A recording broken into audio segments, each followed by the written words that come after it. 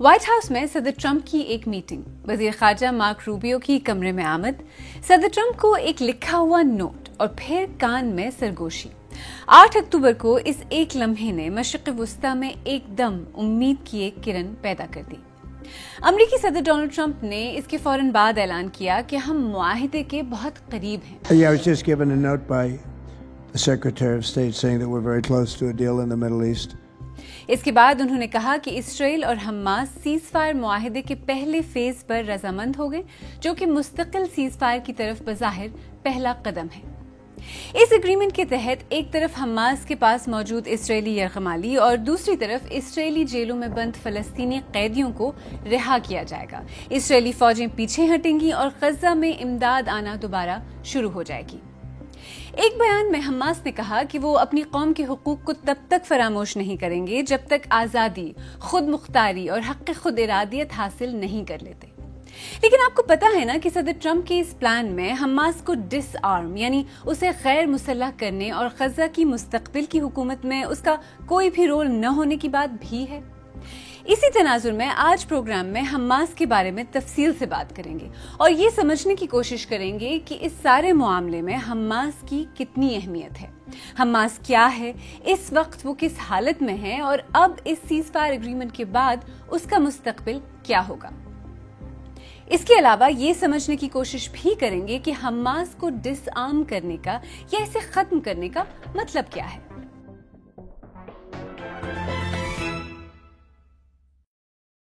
Hamas کے بارے میں تفصیل سے بات کرنے سے پہلے آئیں کوئکلی ایک نظر اس نئے پلان پر ڈالتے ہیں۔ صدر ٹرمپ کے 20 نقاطی منصوبے کے مطابق غزہ کو ایک ایسا ٹیرر فری زون بنایا جائے گا جس سے اس کے ہمسایوں کو کوئی خطرہ نہ ہو۔ غزہ کو اس کے رہائشیوں کے لیے ری ڈیولپ یا بحال کیا جائے گا۔ دونوں فریقوں کی رضامندی واضح ہوتے ہی جنگ فوراً ختم ہو جائے گی اور اسرائیلی فوجیں ایک طے شدہ حد تک پیچھے ہٹ کر یرغمالیوں کی رہائی کی تیاری کریں گی۔ جیسا کہ ہم نے کہا، اس پلان میں حماس کو ڈس آرم کرنے اور اسے مستقبل میں کسی بھی طرح کی حکومت کا حصہ نہ بننے دینے کی باتیں بھی ہیں۔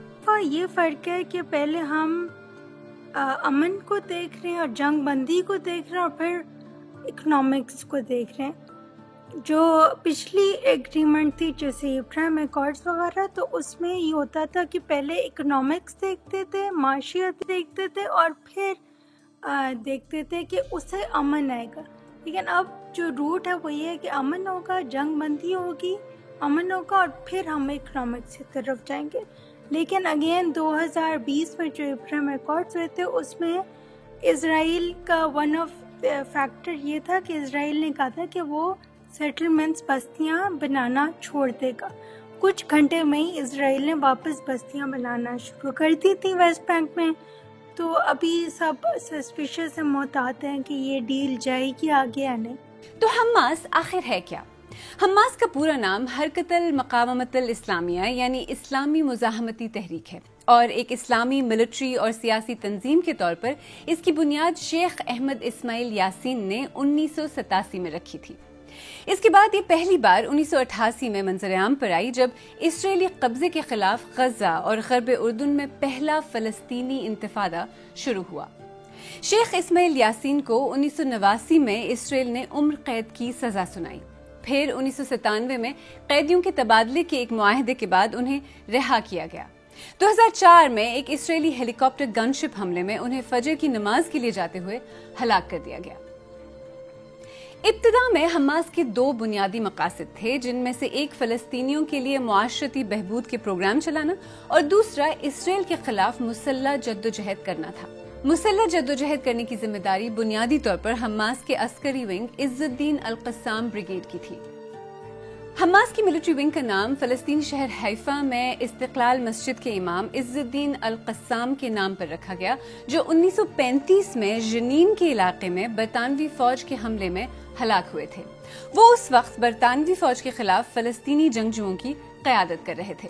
خیر پھر 2005 میں جب اسرائیل نے غزہ کی پٹی سے اپنی فوج پیچھے ہٹا لی، حماس سیاسی عمل کا حصہ بھی بن گیا۔ 2006 میں ہونے والے انتخابات میں حماس نے فتح کو ہرا کر غزہ میں حکومت قائم کی۔ حماس غازنز کے لیے ایک پولیٹیکل اینٹیٹی ہے اینڈ حماس غزہ والوں کے لیے ایک وائس ہے ٹو انٹرنیشنل اسٹیج پہ.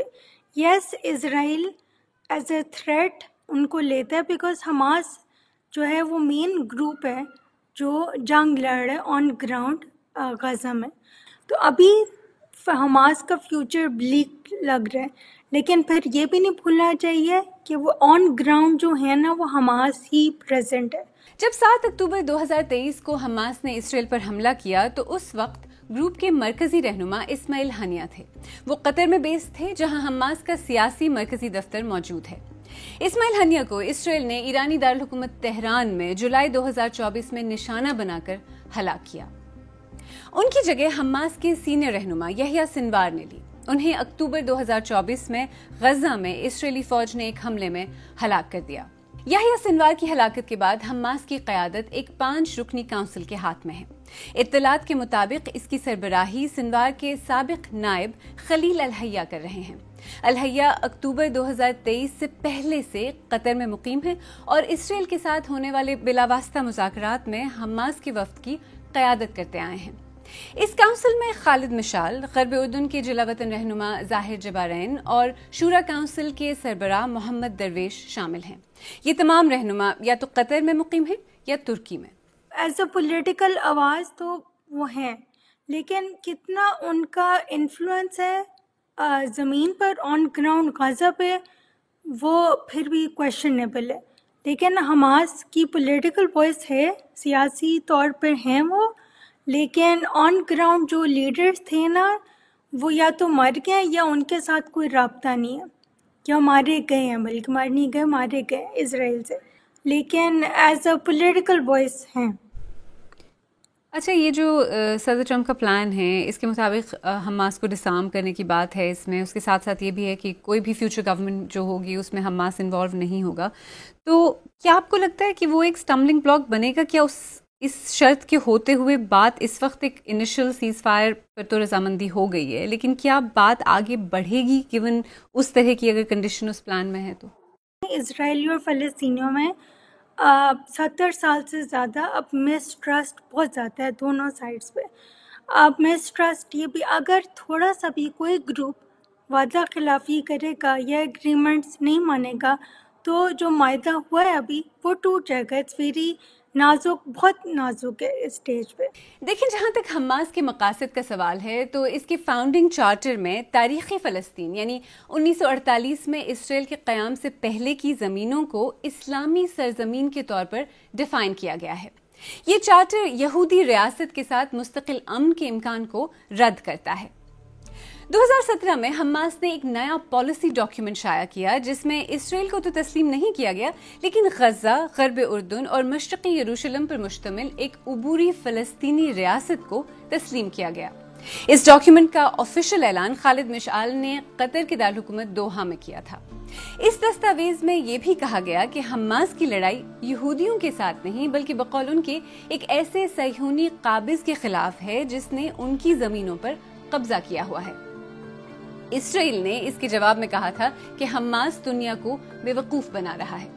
اس کے بعد حماس کی قیادت میں غزہ کی حکومت پر اسرائیل اور اس کے مغربی اتحادیوں کی طرف سے سخت اقتصادی اور سفارتی پابندیاں عائد کی گئیں. 2007 کے بعد ہی اسرائیل نے غزہ پر بلاکیڈ کو مزید سخت کیا اور مصر نے بھی غزہ کے ساتھ اپنی بارڈر کراسنگ بند کر دی. 2007 سے 2023 تک اسرائیل حماس کے ساتھ 4 بڑی جنگیں لڑ چکا تھا جس میں ہزاروں فلسطینی ہلاک ہوئے. لیکن 2023 کے بعد مسلسل ہونے والی جنگ اسرائیل کی فلسطینیوں کے ساتھ سب سے بڑی اور خونریز جنگ تھی. Since October 7th, Israel has been at war. Israel did not start this war. Israel did not want this war. But Israel will win this war. Hamas فلسطینی علاقوں میں سب سے بڑا اور سب سے مؤثر عسکریت پسند گروپ اور سب سے بڑی سیاسی جماعت ہے. ماہرین کے مطابق اسے ایران کی حمایت حاصل ہے. جیسا کہ ہم نے کہا, حماس نے 2005 میں سیاست میں قدم رکھا اور اسرائیل کے غزہ سے انخلا کے فوراً بعد وہ غزہ میں ڈی فیکٹو اتھارٹی بن گیا. اگلے سال فلسطینی علاقوں میں ہونے والے انتخابات میں حماس نے 132 میں سے 76 نشستیں جیت کر کامیابی حاصل کی. فتح کے حصے میں صرف 43 نشستیں آئیں. ایکسپرٹس کے مطابق حماس کو اس کی سماجی خدمات کی وجہ سے مقبولیت حاصل تھی اور دوسری طرف فتح پر کرپشن کے الزامات بھی تھے۔ غزہ میں یہ تاثر بھی تھا کہ فتح کی قیادت میں فلسطینی اتھارٹی اسرائیل کے ساتھ مذاکرات میں فلسطینیوں کے مسائل کو اہمیت نہیں دے رہی تھی۔ اپنی انتخابی مہم میں حماس کی حکمت عملی انٹرسٹنگ تھی۔ اس نے اسرائیل پر زیادہ توجہ دینے کے بجائے فلسطینیوں کے مسائل پر زیادہ بات کی۔ خیر، فتح اور اس کے مغربی حامیوں کے لیے انتخابات کا نتیجہ ناقابل قبول تھا اور جماعت نے غرب اردن میں حماس کو اقتدار سے بے دخل کر دیا۔ غزہ میں حماس نے فتح کی ملیشیاز کو ایک ہفتے کی لڑائی کے بعد شکست دے دی، جس کے نتیجے میں دونوں فلسطینی علاقوں کے درمیان سیاسی اختلاف پیدا ہوا اور غزہ میں حماس کی قیادت میں حکومت بنی۔ حماس نے غزہ کی پٹی میں مکمل قبضے کے بعد نئی عدلیہ اور ادارے قائم کیے جن کا نظام ماہرین کے مطابق آمرانہ تھا۔ اگر دیکھا جائے تو وہ ادارے بھی پیلسٹینین اتھارٹی یا PA کی طرز پر مبنی ادارے ہی تھے، بس فرق یہ تھا کہ اس مرتبہ انہیں مزید سخت کر دیا گیا۔ اس کے علاوہ اس کے بہت سے قائدانہ ادارے ہیں جو مختلف سیاسی، عسکری اور سماجی کام انجام دیتے ہیں۔ عمومی پالیسی ایک اعلیٰ مشاورتی ادارے کے ذریعے ترتیب دی جاتی ہے جسے اکثر پولٹ بیورو کہا جاتا ہے، جو جلا وطنی میں کام کرتا ہے۔ مقامی کمیٹیز غزہ اور غرب اردن میں بنیادی مسائل کا انتظام کرتی ہیں۔ خیر، غزہ پر پچھلے 2 سال سے جاری اسرائیلی بمباری اور زمینی کارروائی کا نتیجہ ہم سب مسلسل اپنے فونز پر دیکھتے آئے ہیں۔ غزہ تقریباً پوری طرح تباہ ہو چکا ہے۔ ایسے میں اس سب کا حماس پر کیا اثر پڑا ہے؟ حماس کے جنگجوؤں کی کتنی تعداد بچ گئی یا ان کے پاس کس قسم کا اسلحہ ہے، اس بارے میں اس وقت حتمی طور پر کچھ بھی نہیں کہا جا سکتا۔ 2 سال کی اس جنگ نے غزہ کو بڑی حد تک تباہ کر دیا ہے اور حماس کے انفراسٹرکچر کو بھی یقینی طور پر شدید نقصان پہنچا ہے۔ لیکن اس کے باوجود یہ بھی حقیقت ہے کہ حماس کے پاس اب بھی اسرائیلی یرغمالی ہیں، یعنی حماس کے پاس اب بھی نیگوشیٹنگ پاور ہے۔ 7 اکتوبر 2023 کے حملے سے پہلے اسرائیلی ڈیفنس فورسز اور متعدد ذرائع کے اعداد و شمار کے مطابق حماس کے پاس 30,000 کے قریب القسام بریگیڈ کے مسلح جنگجو تھے، جن کے متعلق اسرائیل کا دعویٰ ہے کہ اس نے تقریباً 17,000 جنگجوؤں کو ہلاک کر دیا ہے۔ اس کے علاوہ اس کے پاس مختلف اقسام کے ہزاروں راکٹ موجود تھے، جن میں 10 کلومیٹر سے لے کر 250 کلومیٹر رینج تک مار کرنے والے راکٹ شامل تھے۔ حماس کے پاس سمندر میں کارروائی کرنے والے 400 کے قریب نیول کمانڈوز بھی تھے۔ لیکن شاید حماس کی سب سے بڑی طاقت غزہ کی پٹی میں 500 کلومیٹر پر پھیلی ہوئی زیر زمین سرنگیں تھیں، جن میں جا کر حماس کے جنگجوؤں کو پکڑنا بہت مشکل تھا۔ Dug a whole city underneath Gaza, connected with tunnels that are dozens of kilometers long, and these tunnels have everything in them. Huge headquarters, storage, connection to rocket launchers. There are like 1,000 different sites of rockets, all of them underground. ویسے تو اسرائیل نے غزہ پر اس قدر اور اس شدت سے بمباری کی ہے کہ غزہ تقریباً فلیٹ ہو چکا ہے، لیکن کچھ تجزیہ کاروں کا خیال ہے کہ اب بھی یہی وہ سرنگیں ہیں جہاں سے حماس کے جنگجو آپریٹ کرتے ہیں اور انہی میں کہیں مخفیوں کو بھی رکھا گیا ہے۔ دیکھیں، یہ بات سچ ہے کہ حماس اپنے قیام کے بعد اسرائیل میں بم حملوں، راکٹ اٹیکس، شوٹنگز، شہریوں اور فوجیوں پر حملوں میں ملوث رہا ہے۔ یہ بھی سچ ہے کہ حماس کے قیام سے پہلے اور اس کے قیام کے بعد فلسطینی علاقوں میں اسرائیلی کارروائیوں میں ہزاروں فلسطینی مارے جا چکے ہیں، غیر قانونی یہودی بستیوں میں تیزی سے اضافہ ہوا ہے اور فلسطینیوں کے خلاف یہودی آبادکاروں کی پرتشدد کارروائیاں معمول کی بات بن گئی ہیں۔ اس کے علاوہ ماضی قریب میں 2008، 9، 2012 اور 2014 میں اسرائیل نے غزہ پر حملے کیے۔ 7 اکتوبر 2023 سے پہلے حماس اور اسرائیل کے درمیان آخری بڑا تصادم مئی 2021 میں ہوا تھا، جو 11 روز تک جاری رہا تھا۔ تو ایسے میں صدر ٹرمپ کے اس امن منصوبے یا پیس پلان کا حماس کے لیے کیا مطلب ہے؟ اگر یہ فار سم ریزن فیل ہوگا، اگر جو ٹیکنوکریٹ گورنمنٹ ہے وہ فیل ہوتی ہے، تو پھر بھی حماس اسٹرانگ ہی نکلے گا، بیکاز حماس نے ایکسیپٹ تو کیا، لیکن ان دی اینڈ اگر ٹیکنوکریٹ گورنمنٹ فیل ہوگی تو the people will turn to Hamas again. اور ریئلسٹکلی آپ کو لگتا ہے حماس ڈسارم ہو جائے گا؟ دیکھیں، حماس کو اگر ہائپوتھیٹکلی حماس کو بھی گن کے ڈسارم کریں گے، جیسے میں نے کہا ہے وہاں بہت سارے گروپس ہیں آن گراؤنڈ، حماس کے نام سے نہیں ہوں گے لیکن بہت سارے ریزسٹنس فائٹرز ہیں، تو ان کو تو اٹ از ناٹ پاسبل کہ ان کو ڈسارم کیا جائے. اسرائیل کہتا آیا ہے کہ مسئلہ حماس اور اسرائیل پر اس کے حملے ہیں. حماس کہتا ہے کہ مسئلہ حماس نہیں بلکہ فلسطینی علاقوں پر اسرائیل کا قبضہ ہے. یہ بات بھی سچ ہے کہ حماس اسرائیلی قبضے کے خلاف قائم ہونے والا پہلا یا آخری گروپ نہیں. امریکہ ڈائریکٹلی یا انڈائریکٹلی حماس کے ساتھ مذاکرات تو کر رہا ہے، لیکن امریکہ اور مغربی ممالک حماس کو ایک دہشت گرد تنظیم بھی سمجھتے ہیں.